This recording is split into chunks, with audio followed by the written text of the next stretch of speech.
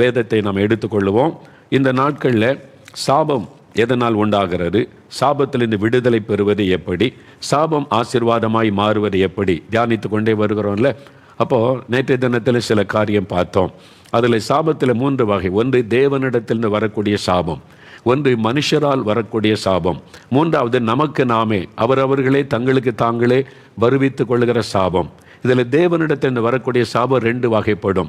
ஒரு மனிதனுடைய பாவத்தினால் அவன் மீது வரக்கூடிய சாபம், இன்னொன்று பரம்பரையாக, அதாவது ஜெனரேஷன் கர்ட்ஸ், பரம்பரையாய் தொடர்ந்து வரக்கூடிய சாபம். முன்னோருடைய பாவத்தினால் தொடர்ந்து இவங்க தப்பு பண்ணியிருக்க மாட்டாங்க, முன்னோருடைய பாவத்தை நிமித்தம் இவங்க அந்த சாபத்தினால தாக்கப்படுவாங்க.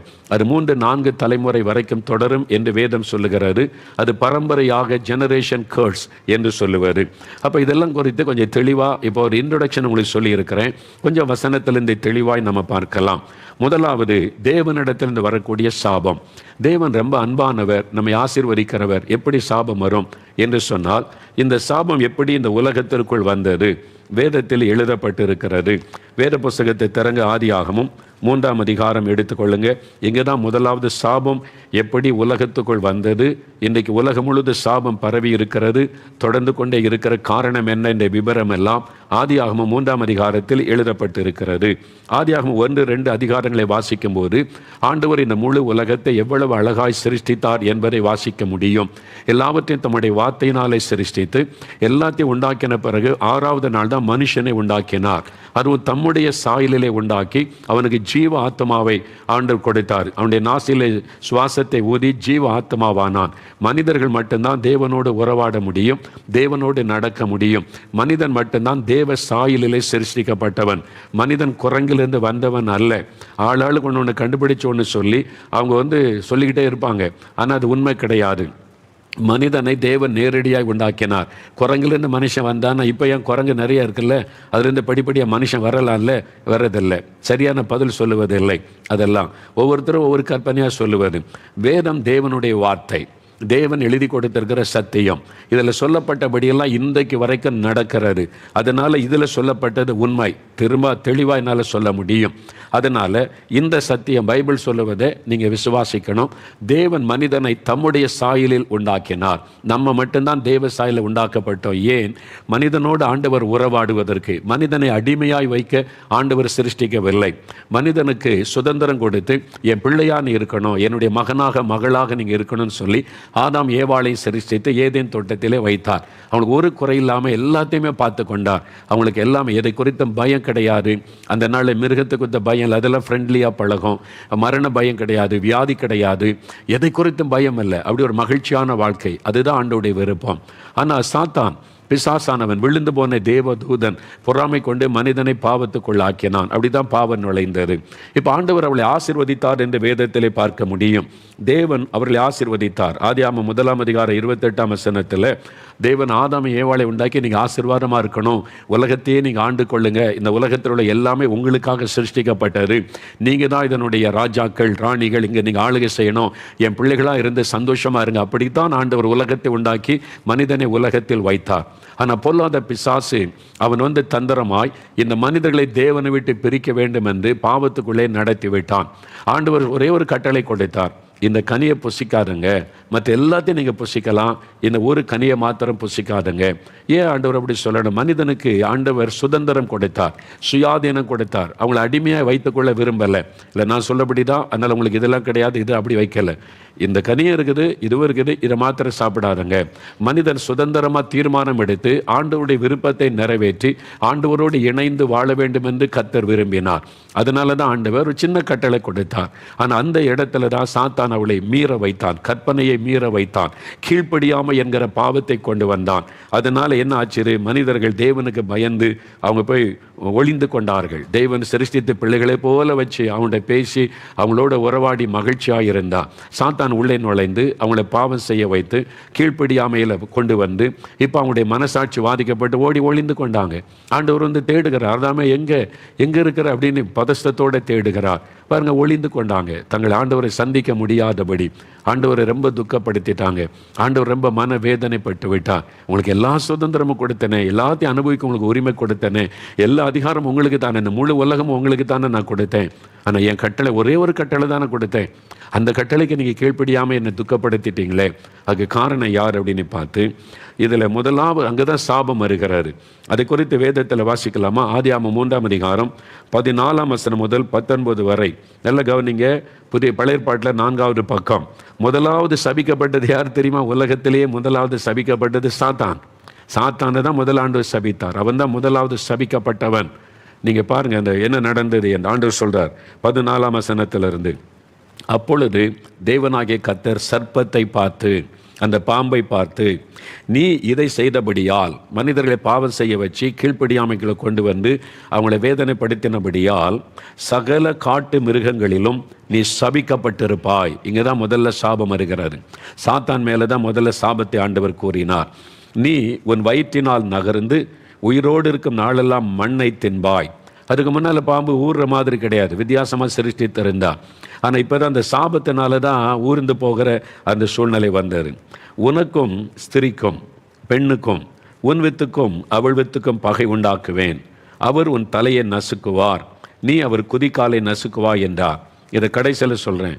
இந்த சபித்த போதிலும் இந்த மனிதர்களை சாபத்திலிருந்து விடுதலையாக்கக்கூடிய வாக்கு தத்தத்தையும் இங்கே ஆண்டவர் கொடுத்தார். அதை உங்களுக்கு விளக்குகிறேன். அடுத்து என்ன சொல்றார் பாருங்க. அவர் பெண்ணை நோக்கி, ஸ்திரியை நோக்கி, ஏவாளை நோக்கி, நீ கர்ப்பவதியாக இருக்கும்போது உன் வேதனையை மிகவும் பெருக பண்ணுவேன். அதான் சாபம். அவ கீழ்ப்படியல் இல்லை, ஆண்டோடைய வார்த்தை கீழ்ப்படிய, பிசாசனுடைய வார்த்தைக்கு செவி கொடுத்தான்ல, அதனால ஆண்டு சொல்றார், உன் வேதனையோட உன் பிள்ளைகளை நீ பெறுவாய். உன் ஆசை உன் புருஷனை பற்றி இருக்கும், அவன் உன்னை ஆண்டு கொள்ளுவான் என்றார். இது பெண் மேல வந்த சாபம், பெண் குலத்தின் மேல வந்த சாபம். அடுத்த ஆண்டு சொல்ல, பின்பு கர்த்தர் ஆதாமை நோக்கி, ஆண்களை நோக்கி, ஆதாமை நோக்கி, நீ உன் மனைவியின் வார்த்தைக்கு செவி கொடுத்து புசிக்க வேண்டாம் என்று நான் உனக்கு விலக்கின விருட்சத்தின் கனியை புசித்தபடியினாலே பூமி உன் நிமித்தம் சபிக்கப்பட்டிருக்கும். பாருங்க, பூமியே சாபத்துக்குள்ளாச்சு. மனிதர்களால தான் தேவன் ஆசீர்வதித்தார். ஆனால் அதை சாபமாய் மாற்றினதே மனிதர்களாகிய நாம் தான். மனிதர்கள் தேவனுடைய வார்த்தைக்கு கீழ்ப்படியாமல் அவரை துக்கப்படுத்தி வேதனைப்படுத்தினதுனால உண்டான சாபம். பாரு, உன் நிமித்தம் பூமி சபிக்கப்பட்டிருக்கும். நீ உயிரோடு இருக்கும் நாளெல்லாம் வருத்தத்தோடே அதன் பலனை புசிப்பாய். அது உனக்கு முள்ளும் குறுக்கும் முளைப்பிக்கும். வெளியின் பயிர் வகைகளை புசிப்பாய். நீ பூமியிலிருந்து எடுக்கப்பட்டபடியால் நீ பூமிக்கு திரும்ப மட்டும் உன் முகத்தின் வேர்வையால் ஆகாரம் புசிப்பாய். நீ மண்ணாயிருக்கிறாய், மண்ணுக்கு திரும்புவாய் என்றார். தெரியுங்களா, இங்கே தான் சாபம். அவங்க பாவம் செய்து தேவனை துக்கப்படுத்தினதுனால முதலாவது சபிக்கப்பட்டது சாத்தான். அதனால தான் அந்த சாத்தான் சாபத்தில் கிரியை செய்வான். மனிதர்களுடைய சாபத்தை கொண்டு வரும்படியான காரியத்தை சாத்தான் பெருக பண்ணி மனிதர்களை சாபத்துக்குள்ளாக்கி அந்த சாபத்தின் வழியாக நுழைந்து மனிதர்களை பாதிக்கிறவன், அழிக்கிறவன் இந்த சாத்தான். நல்லா அறிந்து ஒரு மேலே சாபம் இருக்குதுனாலே சாத்தானுக்கு ஒரு வாசல், அது வழியாக உள்ள நுழைஞ்சிருவான், அந்த குடும்பத்துக்குள்ளே நுழைஞ்சிருவான், அந்த தேசத்துக்குள்ளே, அந்த பட்டணத்துக்குள்ளே நுழைஞ்சி அந்த பட்டணம் அந்த குடும்பத்தை அழித்து விடுவான். இதான் பிசாசனுடைய தந்திரம். ஏன்னா முதலாவது சபிக்கப்பட்டவனே சாத்தான் தான். அவன் சபிக்கப்பட்டவன்.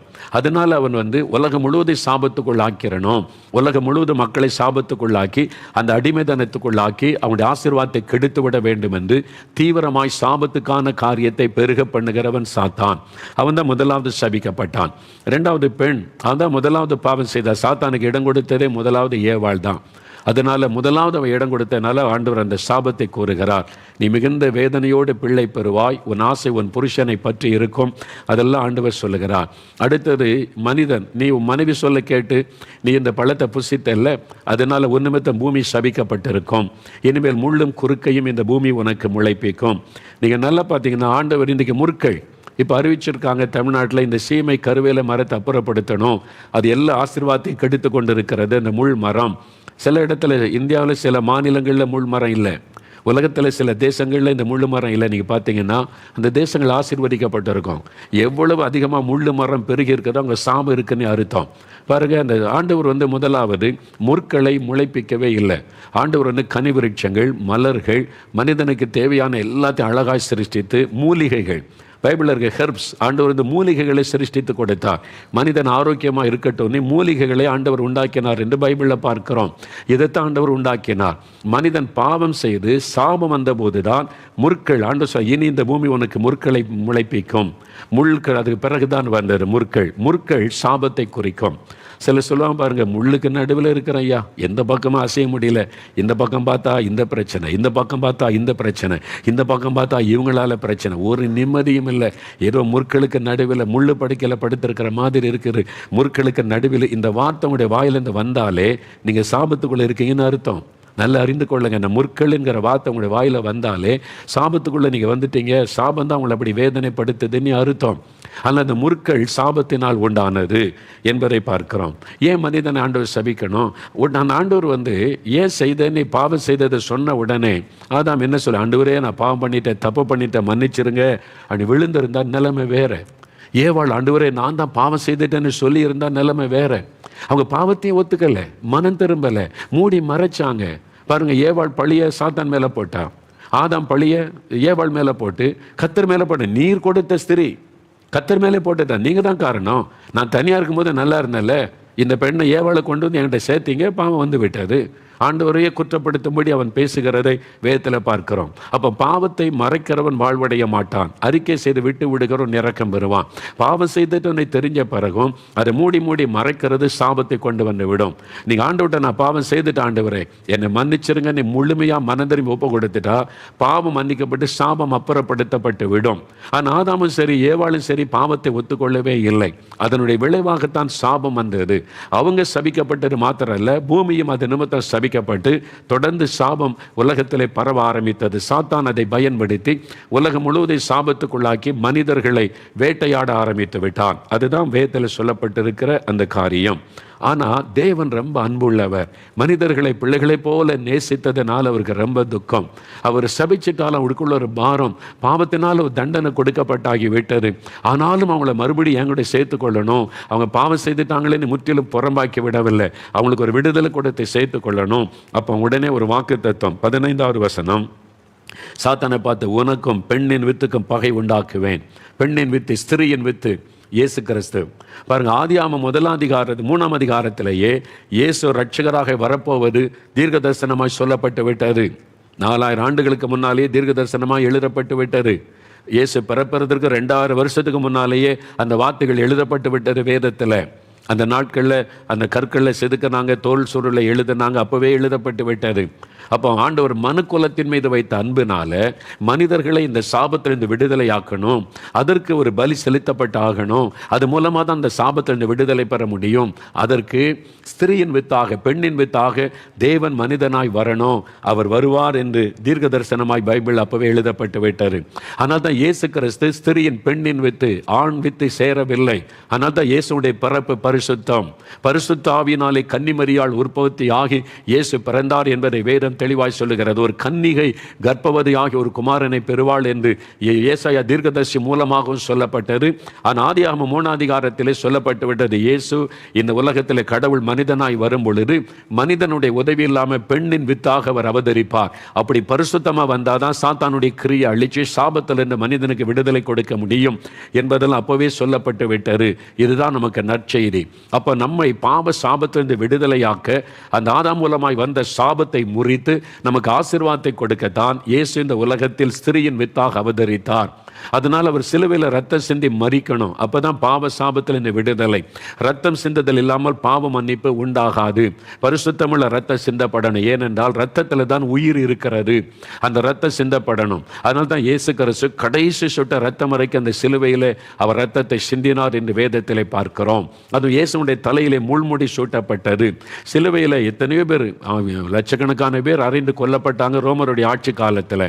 யாருடைய தலையில் முள்முடி வைத்ததாக சரித்திரமே கிடையாது. இயேசுவின் தலையில மாத்திரம்தான் முள்முடி வைக்கப்பட்டு கோலினால் அடிச்சாங்க. அது தற்செயலாய் நடந்தது அல்ல. அதுதான் தேவ திட்டம். ஏன்னா முற்கள் சாபத்தை குறிக்கும். இங்க சொல்லப்பட்டிருக்கல, இனி முள்ளையும் குறுக்கையும் இந்த பூமி உனக்கு முளைப்பிக்கும், அது சாபம். அப்போ அந்த முள், அந்த சாபம், மனுக்குலத்தின் மீது இருக்கிற சாபம், அதை இயேசு சுமக்கணும். சிலுவையில் அவர் ஏற்றுக்கொள்ளணும். தன்னுடைய தலையில் அந்த சாபத்தை ஏற்றுக்கொண்டார் முள்முடி மூலமா. இந்த ஜனங்கள் எல்லாம் ஆசீர்வதிக்கப்படணும், சாபத்திலிருந்து விடுதலை அடையணும். பொல்லாத சாத்தான் பாவத்துக்குள்ளாக்கி இந்த மக்களை சாபத்தில் வாதிக்கிறான். நான் விடுதலை கொடுக்கணும்னு அந்த சாபத்தை தன் மீது ஏற்றுக்கொண்டார்.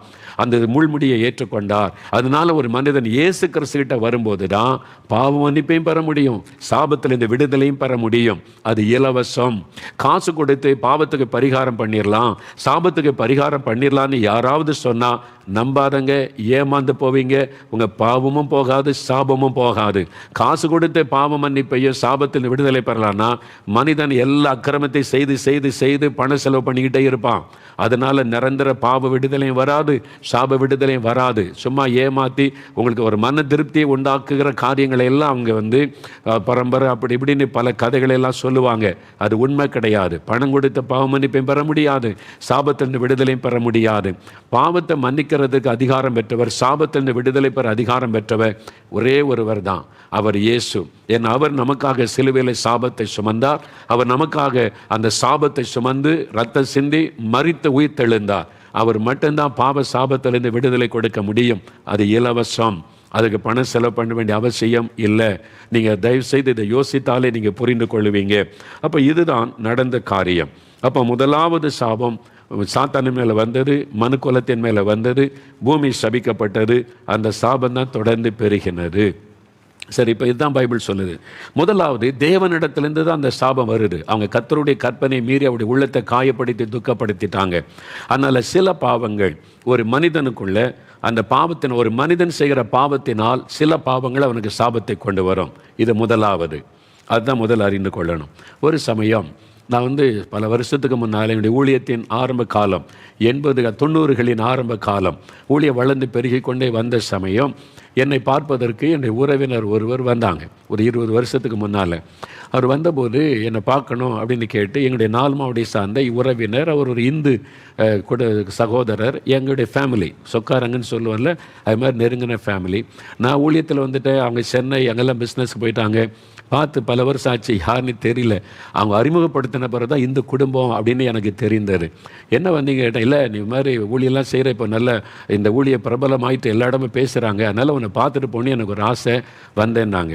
சரின்னு உட்கார வச்சு காஃபிலாம் கொடுத்தேன். அவங்களுடைய வலது கை தொங்கி கொண்டு இருந்து செயல்படலை, இடது கையில் தான் காஃபிலாம் குடித்தாங்க. அந்த வலது கை பாதிக்கப்பட்டு அப்படியே தொங்கி கொண்டு இருந்தார். அப்போ நான் நினச்சேன், இப்போ ஏதோ ஜபத்துக்காக வந்திருப்பாங்க போல் அப்படின்னு சொல்லி நான் ஒன்றுமே பேசலை. காஃபிலாம் குடித்து முடிச்சுட்டு அவங்களே என்னை பார்த்து சொன்னாங்க, என் வலது கை பார்த்தியா செயலத்து போச்சு, இந்த வலது கை செயல்படாது, செத்து போச்சு. அவங்க சொன்னாங்க. நான் அப்படியே கவனித்து கொண்டேன் என்ன சொல்கிறாங்க அப்படின்னு. அவங்க சொன்னாங்க, ஏன் இந்த கை பாதிக்கப்பட்டுச்சு தெரியுமா? அவங்களே கேள்வி கேட்டாங்க. நான் ஒன்றும் பதில் சொல்லலை, அவங்க சொல்கிறதே கவனித்து கொண்டு இருந்தேன். நான் கள்ள தராசு பிடிச்சேன், கள்ள தராசு. நான் ஒன்றுமே சொல்லலை, அவங்களே எல்லாம் என்று சொல்ல மனசில் இருக்கிற பாரத்தை சொல்றதுக்கு வந்திருக்கிறாங்க. கை செயலிட்டு போச்சு. ஏன் அப்படி ஆச்சு தெரியுமா? கள்ள தராசு பிடிச்சேன். சீக்கிரமாக பணக்காரனை பணம் சம்பாதிக்கணும்னு பிஸ்னஸில் கடையில் மக்களை ஏமாற்றி கள்ள தராசு பிடிச்சேன். 1 கிலோ வேணும்னா 900 கிராம் 100 கிராம் ஏமாற்றிடுவேன். கள்ளத்தராசு, தராசில் வித்தியாசம் வச்சு தராசு பிடித்தேன். கள்ளத்தராசு கர்த்தருக்கு அருவருப்பாதுன்னு பைபிளில் இருக்குது. அது ஒரு பயங்கரமான சாபத்தை கொண்டு வருகிற பாவம். ஏன்னா மக்களை ஏமாத்துறாங்கல்ல. இது இவருக்கு செய்து கொண்ட பாவம் அல்ல, தன்னை நம்பி வரக்கூடிய பிஸ்னஸ் பண்ண வரக்கூடியவங்களை ஏமாத்துகிற ஒரு பிஸ்னஸ். அப்போ அவங்களை நம்பி ஜாம வாங்குகிற ஆட்களை ஏமாத்துறது. அவரே சொன்னது, நான் ஒன்றுமே சொல்ல, நான் இது சாபம்லாம் சொல்ல, அவரே சொன்னார், நான் கள்ள தராசு பிடிச்சேன், இப்போ கை செயலற்று போச்சு அப்படின்னு அவர் சொன்னார். ரொம்ப நேரம் பேசிக்கொண்டே இருந்தாங்க. ஜெபிக்க சொல்லுவான்னு பார்த்தேன், ஜெபிக்கெல்லாம் சொல்லலை. ஆனால் அவருக்கு தெரிஞ்சது இது ஒரு சாபம் என் மேலே வந்திருக்குது, அந்த பாதிப்பு, அதான் உன்னை பார்த்து பேசிட்டு போனோம் அப்படின்னு வந்தேன்னு சொல்லி போனாங்க. அப்போ யோசித்து பாருங்கள், அவங்களுக்கு நல்லா தெரியுது பாவத்தினுடைய விளைவு. அப்போ நிறைய பேர் கள்ளத்தராசு பிடிக்கிறாங்க, எல்லாருக்குமே கை போகுது. அதை தான் நம்ம அறிந்து கொள்ளணும். எல்லாருக்குமே அப்படி கை பாதிக்கப்படுவதில்லை. ஒருத்தருக்கு கை பாதிக்கப்படுது, இன்னொரு ஆளுக்கு கால் பாதிக்கப்படும், கண்ணு பாதிக்கப்படும், உள்ள உறுப்பு பாதிக்கப்படும். இன்னொரு ஆளுக்கு வீட்டில் போனால் நிம்மதியே இருக்காது, சமாதானமே இருக்காது, மரணம் வந்து கொண்டே இருக்கும். இன்னொரு ஆளுக்கு வீட்டுக்கு போனீங்கன்னா எல்லாம் சம்பாதிக்கிற பணம் ஆஸ்பத்திரிக்கு போய் கொண்டே இருக்கும். சாபத்தினுடைய தாக்கம் ஒரே விதமாக இருக்காது, அதனுடைய பாதிப்பு விதவிதமாக இருக்கும். அதனால தான் மனிதர்கள் இது சாபத்தினால் வந்தது, பாவத்தினால் வந்தது இந்த உணர்வே இல்லாமல் எல்லாருக்கும் நடக்கிற மாதிரி நமக்கு நடக்குன்னு நினைத்து கொண்டு இருக்கிறாங்க. அது சாபத்தினால் வந்த ஒரு காரியம்.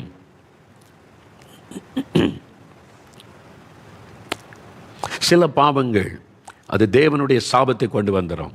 கள்ளத்தராசு பிடிக்கிறது, கலப்படம். பாருங்க, கருப்பட்டியில் கலப்படம். உடங்குடி கருப்பட்டி எங்கள் ஊர் பக்கம் ரொம்ப ஃபேமஸ், உலக ஃபேமஸ்ன்னு சொல்லலாம். உடங்குடி கருப்பட்டி வாங்கித்தாங்கம்பாங்க. நாங்கள் அது மாதிரி கருப்பட்டி நல்ல ஆரோக்கியமானது இல்லை, பனைமரத்துலேருந்து வரக்கூடிய கருப்பட்டி, உடங்குடி கருப்பட்டி தான் ஃபேமஸ். எங்களுக்கு சிலர்லாம் வாங்கிட்டு உடங்குடியிலேருந்து வாங்கிட்டு வந்த பிரதர்பாங்க. சில மாதங்களுக்கு முன்பால் பேப்பரில் நியூஸு, உடங்குடியிலேருந்து கற்பட்டி தயாரிக்கிறாங்கல்ல, நூற்றுக்கணக்கான மூடை அந்த சுகர், இந்த வெள்ளை சக்கரை வச்சு கலப்படம், இந்த பயணியோட கலப்படம் பண்ணி இந்த உடங்குடி கற்பட்டி ஃபேமஸ், சீக்கிரமாக பணக்காரன் ஆகணும் அப்படின்னு சொல்லி யாருன்னு தெரியல, பேப்பரில் பேர்லாம் போட்டிருந்தாங்க. அவங்கள பிடிச்சிட்டாங்க, கலப்படம் பண்ணது மூட்டையாக சுகர்லாம் பிடிச்சி அவங்க வந்து கலப்படம். எவ்வளோ ஒரு இது வந்து ஒரு துன்மார்க்கம். இது சாதாரண பாவம் கிடையாது. நம்பி வாங்கிட்டு போகிறாங்க, சுத்தமான கற்பட்டின்னு நம்பி வாங்கிட்டு போனால் சுகர், வியாதியை கொண்டு வரக்கூடிய சுகர் உள்ளே இருக்குது. அப்போ சமுதாயத்துக்கு தீங்கு உண்டு பண்ணுகிற பாவம், அவன் துன்மார்க்கன். அவங்க மேலே சாபம் வந்து விடும். நல்லா நினைக்கிறேன், இதெல்லாம் பிஸ்னஸ் தந்திரம். பிஸ்னஸில் இதெல்லாம் இருக்கும். சாபத்தை தேடிக்கொண்டே இருக்கிறாங்க. நிறைய பிஸ்னஸ் பீப்புள் தன் சந்ததிக்கு சாபத்தை தேடி வச்சுக்கிட்டே இருக்கிறாங்க. தேவன் பார்க்கிறார், இது சமுதாயத்துக்கு தீங்கி உண்டு பண்ணுகிற எல்லாத்திலும் கலப்படம். டீத்தூள்ல கலப்படம், மிளகுல கலப்படம், எல்லாத்திலும் கலப்படம். கலப்பாடம் பண்ணி வியாபாரம் பண்ணுறவங்க சாபத்தை தேடி கொண்டு இருக்கிறீங்க. சாபம் உன் குடும்பத்தின் மேலே இருக்கும், அறிந்து கொள்ளுங்க. உன் பிள்ளைகளை பாதிக்கும், அடுத்த தலைமுறையை பாதிக்கும். நிறைய பேர் எல்லாருக்கும் நடக்கிற மாதிரி தான் நமக்கு நடக்க நினச்சிக்கிட்டு இருக்காங்க. நிறைய பேர் சாபத்துக்குள்ள இருக்கிறாங்க. அதனால தான் நிறைய பேருக்கு இந்த பாதிப்பு இருந்து கொண்டே இருக்கிறாரு. உண்மை இல்லை, சமுதாயத்தை ஏமாற்றுவது அது சாபத்தை கொண்டு வந்து விடும். கலப்படம் செய்கிறது அது ஒரு பெரிய அந்த சமுதாயத்துக்கான ஒரு தீங்கு. நம்புகிற மக்களுக்கு அவங்களை ஏமாற்றுவது, அது ஏமாற்றுவது நம்பிக்கை துரோகம். நம்பிதானே வாங்குறோம் பொருளை, நீங்கள் நம்பிக்கை துரோகம் பண்ணுறீங்க. உங்கள் வியாபாரத்தில் சுத்தம் இல்லை, சாபம் கட்டாயம் உங்கள் மேலே வந்துவிடும், பலித்து விடும். தேவன் எல்லாத்தையும், சாத்தானுக்கு அது போதும். நீங்கள் பண்ணுற ஏமாற்ற வச்ச சாத்தான் சாபத்துக்குள்ளே நுழைந்து உங்களுடைய குடும்பத்தை அவன் நாசம் பண்ணி விடுவான். நீங்கள் எப்போ ஏமாத்துறீங்களோ சாத்தானுக்கு வழி திறக்கிறீங்கன்னு அர்த்தம். எப்போ நீங்கள் நம்பிக்கை துரோகம் பண்ணுறீங்களோ சாத்தானுக்கு வழி திறக்கிறீங்க. சாத்தான் அது வழியாக நுழைஞ்சிருவான், உங்களுடைய குடும்பத்தை பாழாக்கி விடுவான். வியாதி, வேதனை, சமாதானம் இல்லை, டிப்ரெஷன், அவ்வளோதான், செத்து போயிடலான்னு எண்ணம். எவ்வளோ பணம் இருந்து நிம்மதி இல்லை, ராத்திரியில் தூங்க முடியல. ஏன்? சாபம். யோசித்து பாருங்கள், வருமானம் எப்படி வருது, பணம் உங்கள் வீட்டுக்குள்ளே எப்படி வருது, சோதித்து பாருங்கள். லஞ்ச பணம் அது அநியாய சம்பாத்திய, சாபம் வீட்டுக்குள்ளே வருதுன்னு அர்த்தம். லஞ்ச பணம் வீட்டுக்குள்ளே வந்தால் நீங்கள் வந்து பிசாசுக்கு வழி திறக்கிறீங்க, சாபம் வீட்டுக்குள்ளே நுழையுதுன்னு அர்த்தம். அறிந்து கொள்ளுங்க. நேர்மையாக இருக்கணும். அவங்க தான் ஆசை. நேர்மையாக இருக்கிறவனே கஷ்டப்படுகிற காலம் இது. எல்லா அநியாயத்தம் பண்ணிட்டு துன்மார்க்கமாய் வாழ்ந்துட முடியுமா? ஆசீர்வாதமாக இருந்துட முடியுமா? முடியாது. நல்லதானே இருக்கிற மாதிரி தான் தெரியுங்க. பாருங்களேன், முன்னால் லஞ்சம் வாங்கி ஊழல் பண்ணுங்க, பேப்பரில், நியூஸ் பேப்பரில் இத்தனை கோடி பிடிச்சோம், எல்லாம் ஓடி ஒளியிறாங்க. கேவலம் இல்லை, இதை விட அசிங்கம் என்ன வேணும்? பணத்தை திருடிட்டு ஓடி ஒளியிற என்ன? நீங்கள் பதவியிலிருந்து என்ன பிரயோஜனம்? இந்த அவமானத்தை விட கேவலம் என்ன?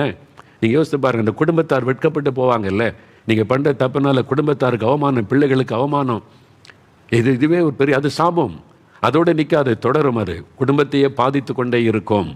4 தலைமுறைக்கு அதை பாதித்து விடும் அந்த சாபம். வேதம் சொல்லுகிறாரு, யாத்திராமம் 20:5 4 தலைமுறைக்கு அந்த சாபம் தாக்கிவிடும். அதனால தான் நம்ம இதில் கவனமாக இருக்கணும். அப்போ ஒரு மனிதனுடைய பாவத்தினால சாபம் அவனை தாக்கி நுழைந்து விடும். என் ஊழியத்தின் ஆரம்ப காலத்தில் 80களின் ஆரம்பம், 80லேருந்து 85க்குள்ளே நினைக்கிறேன். எங்கள் ஊர் பக்கம் ஆறுமுகநேரின்னு ஒரு ஊர் இருக்குது. அங்கே வந்து ஒரு சபையில், சிஎஸ்ஐ சபையில் முந்தின நாள் கூட்டம். அதற்காக நான் போயிருந்தேன். 4 மணிலேருந்து போயிடுவோம், கூட்டம் முடிச்சுட்டு நைட் திரும்பிடுவோம். அப்புறம் ஒரு நாள் வந்து பகலில் ஒரு கூட்டத்துக்கு, ஒரு இரவு மாலை கூட்டத்துக்கு என்ன அழைச்சிருந்தாங்க. ஒரு சில மாதங்களுக்கு மாலையில் ஒரு நாள் கூட்டத்துக்கு வாங்க, எங்கள் ஜனங்க ரொம்ப விரும்பி உங்கள் மூலமாக ஆசீர்வதிக்கப்பட்டிருக்காங்கன்னு சொல்லி ஒரு நாள் அந்த ஆலயத்தில் இரவு கூட்டத்துக்கு நான் போனேன். அந்த ஆலயத்துக்குள்ளே நடைபெற்றது. சர்ச்சு ஃபுல்லாக ஆட்கள் இருந்தாங்க. ஆண்டோடைய வார்த்தை பிரசங்கம் பண்ணி ஜெபெல்லாம் முடிஞ்ச பிறகு நிறைய பேர் ஜெபிக்க முழங்கால் போட்டாங்க, தனி ஜெபத்துக்கு. நான் ஒவ்வொருவராக ஜெபித்து கொண்டே வந்தேன். அந்த சபையில் உபதேசியார், அந்த சர்ச் எல்டர்ஸ் இருப்பாங்கள்ல, பாஸ்டர் கமிட்டி, அவங்க நல்ல பக்தி உள்ளவங்க, அவங்க கூடவே நின்றாங்க. ஜெபிக்கும் போதெல்லாம் பக்கத்திலே நின்று கொண்டாங்க. நான் ஒருவருக்காக ஜெபம் பண்ணேன். கிட்டத்தட்ட 1/2 மணி நேரம் 1 மணி நேரம் ஆகிட்டு. எல்லோரும் ஜெபம் பண்ணி ஒவ்வொருத்தரையாக அனுப்பேன். கடைசியில் ஆண்கள் பக்கம் வரும்போது அந்த தூண் மறைவில், பெரிய தூண் இருக்கும் அந்த சர்ச்சுக்குள்ளே, அந்த தூண் மறைவில் நிழலுக்குள்ளே ஒரு ஆள் அப்படியே முழங்கால் போட்டு குனிந்து அப்படியே மறைஞ்சிருக்கிற மாதிரி இருந்தார். நான் எல்லாருக்கும் ஜெபிச்சுட்டு கடைசியில் இவருக்கான அவர் பக்கமாக அப்படி திரும்பினேன். என் கூட இருந்தவங்கெல்லாம் விலகிட்டாங்க. உபதேசியார் அவங்கெல்லாம் கொஞ்சம் பேக்கடிச்சிட்டாங்க, பின்னால் போயிட்டாங்க. எனக்குள்ள ஒரு யோசனை, ஏன் எல்லோரும் நம்மளை தனியாக விட்டு பின்னால் போகிற? இவ்வளோ நேரம் கூடவே பக்கத்தில் இருந்தாங்களே என்னை. நான் திரும்பி அவர் பார்க்குறேன். பயங்கரமான ஒரு துர்நாற்றம் வீசினார். பயங்கரமான ஒரு துர்நாற்றம், அழுகி அப்படியே பொன் நாற்றம் எடுத்து அப்படியே இந்த துர்நாற்றம் வீசினார். அப்போ தான் நான் அப்படி கண்ணை ஏறெடுத்து அவரை பார்த்தேன். அந்த இருட்டில், அந்த தூண் மறைவில் அவர் இருந்தார், ஒரு சகோதரர். நான் அவர் பக்கத்தில் போனேன். அவர் பக்கத்தில், அவர்கிட்ட தான் அந்த துர்நாற்றம் வந்து கொண்டு இருந்தார். ஆனால் பக்கத்தில் போனவுடனே அப்புறம் அவர் முகத்தை திருப்பி பார்த்தார். குஷ்டரோக வியாதி, அப்படியே கையெல்லாம் அழுகி முகமெல்லாம் அப்படியே அழுகி, காதெல்லாம் இல்லை, அப்படியே ஒரு அகோரமாக. என்ன ட்ரீட்மெண்ட் எடுத்தால் தானே. அந்த காலத்தில் நான் சொல்கிறது 80களின் ஆரம்பத்தில் அவர் அப்படியே அழுகி நாற்றம் எடுத்து அப்படியே அவர் என்னை பார்த்து சொன்னார். நான் அவர் பார்த்தேன். அவர் சொன்னார், ஐயா நீங்கள் என் சுகத்துக்காக ஜெபம் பண்ண வேண்டாம் அப்படின்னார். என் சுகத்துக்காக ஜெபம் பண்ண வேண்டாம். நான் அவரை பார்த்துக்கிட்டே இருக்கேன். எனக்கு இயேசு குஷ்டரோகிகளை கூட நேசித்து தொட்டு குணமாக்கினாரே, இவரை குணமாக்க முடியுமேன்னு மனசில் நான் நினைக்கிறேன். என் சுகத்துக்காக ஜெபிக்க வேண்டாம் ஐயா. அப்போ எதுக்கு ஜெபிக்கணும் ஐயான்னு கேட்டேன். என் பாவம் மன்னிக்கப்பட ஜெபம் பண்ணுங்க வேதனையோடு சொன்னார். அப்பா அவர்கிட்ட பார்த்து பேசும்போது சொன்னார், இந்த சர்ச்சுக்கு முன்னாலே தான் என் வீடு. நான் நல்லா குடிப்பேன், மதுபானம் குடிச்சிட்டு மனைவியை அடிப்பேன், எங்கள் அம்மாவை அடிப்பேன். எங்கள் வீட்டில் ஒருத்தரை நான் நிம்மதியாக இருக்க வைக்கலை. குடிச்சிட்டு ரோட்டில் நின்று சத்தம் போடுவேன். சர்ச்சு நடக்கும், சர்ச்சு வாசலில் நின்று குடிச்சிட்டு சத்தம் போடுவேன். எங்கள் அம்மா சொன்னாங்க, ஐயா சர்ச்சு நடக்குது, இங்கே கரெக்டாக பண்ணாத. என் மனைவி கெஞ்சி பார்த்தா, யாரும் கேட்க மாட்டேன், நான் அடங்க மாட்டேன். போதகர் சொன்னாங்க, ஐயா அது சர்ச்சு நடக்குது, ஐயா ஜெபம் நடக்கிற இடம்னா நான் குடிப்பேன், நான் நிற்பேன், இது தெரு, நான் எங்கேயும் சத்தம் போடுவேன், யார் கேட்க முடியும்? அப்படிலாம் நான் யாருக்கும் அடங்காதவனாய், யாருக்கும் பயப்படாதவனாய் குடிச்சு நான் சம்பாதிக்கிறேன், நான் குடிக்கிறேன். அப்படி தான் நான் பேசினேன் திமிரோட. இந்த வியாதி என்னை தாக்கினார். அந்த வியாதி அதிகமாகி இப்போ வீட்டுக்குள்ளே கூட எனக்கு இடம் இல்லை. வீட்டுக்கு பின்னால் மாட்டு தொழுவத்தில் ஒரு கட்டில் போட்டு அங்கே தான் படுத்திருக்கிறேன். அங்கே தான் கொண்டு சாப்பாடு வைப்பாங்க. யாரும் என்கிட்ட பேச மாட்டாங்க. நான் ரொம்ப மனம் உடைஞ்சேன். பாவத்தினால தானே இது. பாருங்கள், அந்த பாவம், அந்த தாக்கம் எல்லா குடிகாரனும் அப்போ குஷ்டரோகி ஆக மாட்டாங்க. அதான் நான் சொல்ல, எல்லாருக்கும் ஒரே விதமாக அந்த தாக்கம் இருக்காது. அதனால தான் நிறைய பேர் துணிகரம் கொள்கிறாங்க. அவர் சொன்னது, நான் அப்படியே நான் என் பாவத்தினால தானே நான் மற்றவங்களுக்கெல்லாம் டிஸ்டர்ப் பண்ணேன், ஆலயத்துக்கு டிஸ்டர்ப் பண்ணேன், ஊழியரை டிஸ்டர்ப் பண்ணேன், எல்லாரையும் திட்டினேன், ரோட்டில் சத்தம் போட்டு எல்லாரையும் கலாட்டா பண்ணேன். நான் பணம், நான் சம்பாதிக்கிறேன், நான் குடிப்பேன், திமிரில். இப்போ நான் தாக்கி இந்த நோயினால் பாதிக்கப்பட்டு படுக்கையில் இருந்தேன். என்னே நினச்சி நான் நொந்து கொண்டு என் வாழ்க்கை இப்படி ஆயிட்டே என் பாவத்தினாலே நினச்ச போது உங்கள் பிரசங்கத்தை நான் கேட்டேன். வீட்டில் இருந்து ஏத்தாப்பில் தாங்க வீடு. நீங்கள் இங்கே பிரசங்கம் பண்ண சத்தத்தை கேட்டேன். இயேசுடைய அன்பு, அவருடைய மன்னிக்கிற அன்பெல்லாம் நீங்கள் பேசுனீங்களே, அப்போ இயேசு என்னையும் மன்னிப்பார், எனக்கு ஒரு மன்னிப்பு கிடைக்கும் அப்படின்னு தான் நான் சர்ச்சுக்கு வந்தேன். எல்லாரும் போட்டுன்னே காத்திருந்தேன். நான் இந்த மாதிரி இருக்கேன், எனக்கு பாவம் மன்னிக்கப்பட்டால் போதும். அதுக்கு ஜெபம் பண்ணுங்க. பாவம் எவ்வளோ பயங்கரம் பார்த்தீங்களா? சாபமாய் வெளிப்பட்டு விட்டார். பாவம் சாபமாய் வெளிப்பட்டு விட்டார். கண்ணீரோடு சொன்னார். நான் சொன்னேன், இயேசு எந்த பாவத்தையும் மன்னிப்பார். நீங்கள் எப்போ நான் பாவின்னு உணர்ந்தீங்களோ, இயேசு உங்களை மன்னிக்க ஆயத்தமாக இருக்கிறார். நான் உங்களுக்கு ஜெபிக்கிறேன். நீங்கள் இயேசுக்கிட்ட சொல்லுங்கள், இயேசுவே என் பாவத்தை மன்னிச்சிருங்க, உங்கள் ரத்தத்தினால் என்ன கழுவுங்க. ஏன்னா உங்களுக்காகத்தான் அவர் சிலுவையில் ரத்தம் சிந்தினார், தன்னை ஒப்பு கொடுத்து அழுதார். அவருக்காக நான் ஜெபம் பண்ணினா போது எனக்கு ஒரு பெரிய திருப்தி. அன்றைக்கு கூட்டத்துக்கு வந்த மகிழ்ச்சி, ஒரு ஆத்மா ஒரு சத்தியத்தை அறிந்து கொண்டு விடுதலை பெற ரொம்ப சந்தோஷமாக போனார். என் பாவம் மன்னிக்கப்பட்டு அது போதும். என் பாவம் மன்னிச்சிட்டு ஆண்டவர் மன்னிச்சிட்டார். அந்த சாபத்தில் இந்த விடுதலை, அதுக்கு தான் இயேசு வந்தார். அப்போ இவ்வளோ பேர் குடிக்கிறாங்களே, எல்லாருக்குமா குஷ்டரோகிக்கிறாங்க? இல்லை, அதை தான் சொன்னேன், எல்லாருக்கும் ஒரே விதமான தண்டனை வராது. அதான் சாத்தானுடைய. ஒரு குடும்பத்துக்கு போனால் தரித்திரம், ஒரு குடிகாரன் வீட்டுக்கு போங்க தரித்திரம் தரித்திரம் தரித்திரம் வறுமை. இன்னொரு குடிகாரன் வீட்டுக்கு போங்க, அவர் அந்த அவமான நிந்தை, அதில் செத்து கொண்டு இருப்பாங்க. இன்னொரு குடிகார வீட்டுக்கு போங்க, டிப்ரெஷன், மன அழுத்த, பைத்தியம் பிடிச்ச மாதிரி ஆயிடுவான். இன்னொரு குடிகார வீட்டுக்கு போங்க, இருந்த சொத்தெல்லாம் இழந்துட்டு தெருவில் நிற்கிற நிலைமை. இன்னொரு குடிகாரன் வீட்டுக்கு போங்க, யாரும் அதிகமாக ஊரே அவனை வெறுக்க, குடிகாரன்ப்பா வீட்டுக்கே போகாதாங்கன்னு சொல்லி. இதெல்லாம் ஒரு சாபக்கேடு, விதவிதமான பாதிப்பு உண்டாக்கும். அப்போ ஒரு மனிதனுடைய பாவம் சிலப்பா மதுபானம், அதாவது சாராயம் குடிக்கிறவனுக்கு ஐயோ அப்படின்னு இருக்கு. ஐயோனாலே சாபன்னு அர்த்தம். அதனால தான் நான் ரொம்ப வேதனைப்பட்டு தமிழ்நாட்டை டாஸ்மாக் கடை மூடப்படணும், அது ஒரு சாபம், மக்களுக்குள்ளே சாபத்தை பரவ செய்கிற ஒரு காரியம் என்று எத்தனை குடும்பம் பாழாகுது. அதனால் லஞ்சம் வாங்குறது சாபத்தை கொண்டு வரும். நீ சிகரெட் பிடிக்கிற பார்க்க போகிறது உங்களை பாதிக்கும், மற்றவங்களை அது பாதிக்காது, அது சாபமாகி விடாது. அதனால தான் பாவத்தில் வித்தியாசங்கள் உண்டு. சில பாவங்கள் சாபத்தை கொண்டு வந்துடும். அது உங்களை மாத்திரம் பாதிச்சா பரவாயில்ல, உங்களுடைய குடும்பம், தெருவில் உள்ளவங்க, சபை எல்லாத்தையும் பாதிக்கிற மாதிரி பண்ணுறீங்கல்ல, அது சாபமாகி விடும். அதான் நீங்கள் அறிந்து கொள்ளணும். சமுதாயத்தை பாதிக்கிற மாதிரி நீங்கள் செய்கிற சில தீமைகள் சாபமாகிவிடும். அதனால் அது தேவனிடத்தில் இந்த சாபத்தை கொண்டு வந்து விடும். நான் இந்த ஊழிய பாதையில் நிறைய பேரை நான் அப்படி பார்த்துருக்கிறேன், சாபத்தில் பாதிக்கப்படுவதை நான் பார்த்துருக்கிறேன். அதனால தான் நம்ம கவனமாக இருக்கணும், அந்த பாவத்தை விட்டு மனம் திரும்பணும். இதனால் இந்த பாதிப்பு நமக்கு வந்திருக்குது, அதை யோசித்து பார்க்கணும். ஒரிசாவில் பாருங்கள், ஒரு மிஷினரிகள் ஆஸ்திரேலியாவிலேருந்து வந்து குஷ்டரோகிகளுக்கு உதவி செய்ய வந்தாங்க. தொழுநோயாளிகளுக்கு ஹெல்ப் பண்ண கணவன் மனைவி பிள்ளைகளாக வந்து சேவை செய்கிறாங்க அவங்க. அதை ஒருத்தன் பாருங்கள், மத தீவிரவாதி வந்து ஒரே நாளில் தகப்பனு 2 பிள்ளைகளை உயிரோடு எரிச்சிட்டான். அது ஒரு பெரிய கர்ட்ஸ், சாபம். அந்த நாட்களில் பாருங்கள், சில மாதங்களில் ஒரிசாவில் ஒரு பாதிப்பு வந்து சூப்பர் சைக்ளான். அதுக்கு முன்னாலே வந்ததில்லை, அதுக்கு பிறகு வந்ததில்லை. அந்த டைமில் நான் பேப்பர்லாம் போட்டு அந்த சூப்பர் சைக்ளான் தாக்கி பல கிராமங்களுக்குள்ளே கடல் நுழைந்து நிறைய பேர் பாதிக்கப்பட்டாங்க. ஆனால் அது மட்டுப்படுத்தப்பட்டது. காரணம் என்ன தெரியுமா? அவருடைய மனைவி மன்னிச்சாங்க. அவங்க மனப்பூர்வமாக என் கணவரை, என் பிள்ளைகளை எரிச்சு கொண்டவங்களை மன்னிக்கிறேன்னு மன்னிச்சதுனால அந்த சாபத்தினுடைய முழு தீவிரமாக வந்து தாக்காதபடி மட்டுப்படுத்தப்பட்டது. ஏன்னா இரத்த பழி. நான் அந்த நாட்கள் அதை கேள்விப்பட்ட உடனே ஆண்டவருடைய சமூகத்தில் இப்போ, ஆண்டவரே அந்த சகோதரி ஆறுதல் படுத்துங்க, கணவர் 2 பிள்ளைகளை இழந்துட்டான்னு ஜெபிச்சு ஆண்டவர் சொன்னார், உன் தேசத்துக்காக ஜெபி, இல்லாட்டா உன் தேசத்தின் மேல் அந்த சாபம் வந்து விடும். நன்மை செய்ய வந்த ஒருத்தரை நீங்கள் கொலை பண்ணினா இட்ஸ் எ கர்ட்ஸ். அது இப்போ தேசத்தின் மேலே வர சாபம். ஆண்டவர் அந்த பாவத்தை மன்னித்து சாபம் வராதபடி திறப்பில்லைன்னு இந்த ஜெபம்னு கர்த்தர் பேசினார். நான் கண்ணீரோடு அதுக்கு தான் ஜெபிச்சேன். ஆண்டவரை, இந்தியன் ஒருத்தன் செய்த பாவம், நானும் ஒரு இந்தியன், அப்போ எனக்கும் அதில் பங்கு இருக்குதில்லை. எங்களுக்கு நன்மை செய்ய வந்த ஒருத்தரை கொலை செஞ்சிட்டோமே, எங்களை மன்னியும் ஆண்டவரை, என்னை மன்னியும், எங்களை மன்னியும், எங்கள் தேசத்தை மன்னியும் என்று ஜெபிக்க ஆண்டவர் பாரப்படுத்தினார். ஏன்னா அது இரத்தப்பழி. நீங்கள் ஆதியாகமம் 4ஆம் அதிகாரம் வாசி பாருங்க. ஆதியாகமம் 4ஆம் அதிகாரம் 8லேருந்து 12 வசனம் நீங்கள் வாசித்து பார்த்தீங்கன்னா, அங்கே காயின், ஆபேல் இந்த ஆதாமுடைய 2 பிள்ளைகள் ஒருத்தனை கொலை பண்ணிட்டான் பாருங்க. அந்த ரத்தம் கூப்பிடுகிற 10வது வசனம், ஆண்டவர் சொல்லுகிறார், உன் சகோதரனுக்கு என்ன செய்தாய்? உன் சகோதரனுடைய ரத்தத்தின் சத்தம் பூமியிலிருந்து என்னை நோக்கி கூப்பிடுகிறது. அநியாயமாக ஒருத்தருடைய ரத்தத்தை சிந்தினீங்கன்னா அந்த ரத்தம் ஆண்டவரை நோக்கி கூப்பிடும்.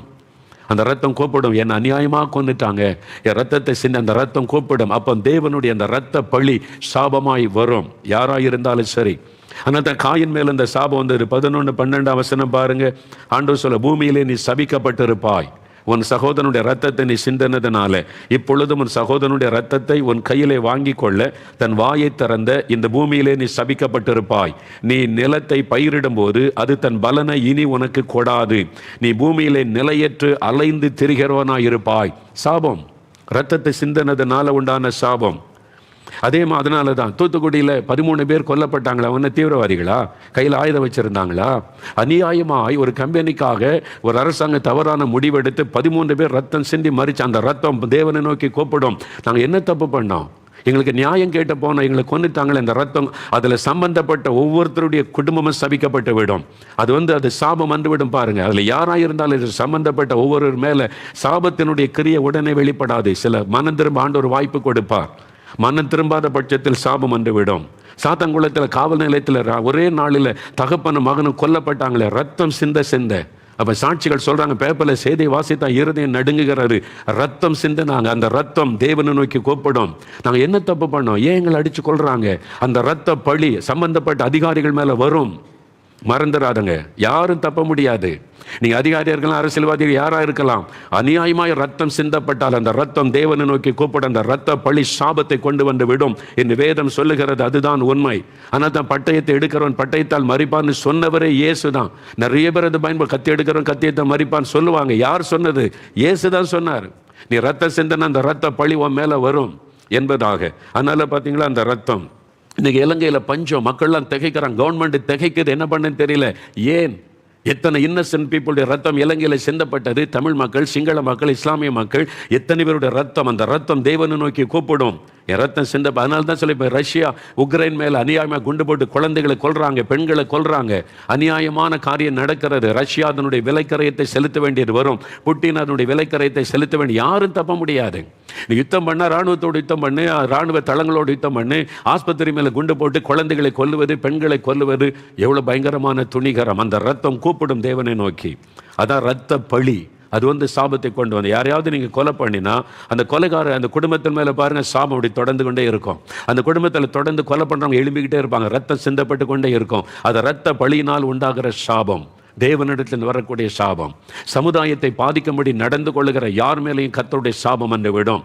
ஆனால் அரசியல்வாதியாக இருக்கலாம், அதிகாரிகளாக இருக்கலாம், யாராக இருந்தாலும், வியாபாரிகளாக இருக்கலாம், சமுதாயத்தை பாதிக்கிற மாதிரி ஒரு பாவத்தை செய்தீங்க, மற்றவர்களை பாதிக்கிற மாதிரி செய்தீங்கன்னா அது சாபத்தை கொண்டு வரும்.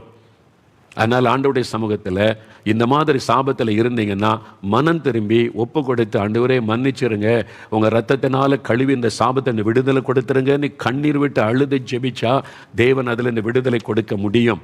அல்லது அதனுடைய பாதிப்பு உங்களுடைய வாழ்க்கையை தொடர்ந்து வந்து கொண்டே இருக்கும். அடுத்த பரம்பரையாய் வரக்கூடிய சாபங்கள் அடுத்த வாரத்தில் அதை குறித்து நாம் பார்க்க போகிறோம். இன்றைக்கு ஒரு நிமிடம் ஜெபிக்கலாமா? அப்படியே கண்களை மூடி, ஆண்டவரே ஒரு தெய்வ பயத்தோட இனிமேல் இந்த சாபம் என் குடும்பத்தில் வராதபடி, என் வாழ்க்கையில் வராதபடி வாழக்கூடிய ஒரு வாழ்க்கை தாங்க. என் குடும்பத்தில் வந்த இந்த சாபங்கள் மாறணும். உங்களுடைய ரத்தத்தினால கழுவனி. ஒரு நிமிடம் கரம் வைத்து ஜெபம் பண்ணுங்க. அப்படி பாதிக்கப்பட்டவங்க, அதை உணர்கிறவங்க ஜெபம் பண்ணுங்க. ஆண்டவரே, யார் யார் உண்மையாய் இந்த மாதிரி சாபம் என் குடும்பத்தில் என் மேலே வந்து விட்டதே, கர்த்தருடைய சாபம், தேவனுடைய சாபம் வந்திருக்கிறதே, இரத்த பழியின் சாபம் வந்து இருக்கிறதே, ஆண்டவரே மன்னியும், ஆண்டவரே இரக்கம் செய்யும். இயேசுவின் ரத்தம் இந்த சாபத்திலிருந்து எங்களுக்கு விடுதலை தரட்டும். இயேசுவின் ரத்தம் என் குடும்பத்தை இந்த சாபத்திலிருந்து விடுதலை ஆக்கட்டும். இயேசுவே பாவங்களை மன்னியும், உடைய ரத்தத்தினாலே சாபத்திலிருந்து விடுதலை ஆக்கும் என்று யார் யார் ஜெபிக்கிறார்களோ அவங்க மேல உடைய ரத்தத்தின் வல்லமை இறங்கட்டும். சாப கட்டுகள் அறுக்கப்படட்டும். ஒரு ஆசீர்வாதமான மாற்றம் வரட்டும். இயேசுவின் நாமத்தில் ஜெபிக்கிறோம் பிதாவே, ஆமேன், ஆமேன். என் ஆத்துமாவே கர்த்தரை ஸ்தோத்திரி, என் முழு உள்ளமே அவருடைய பரிசுத்தமுள்ள நாமத்தை ஸ்தோத்திரி. என் ஆத்துமாவே கர்த்தரை ஸ்தோத்திரி, அவர் செய்த சகல உபகாரங்களை மறவாதே. ஆமேன், ஆமேன். கர்த்தர் உங்களை ஆசீர்வதிப்பாராக.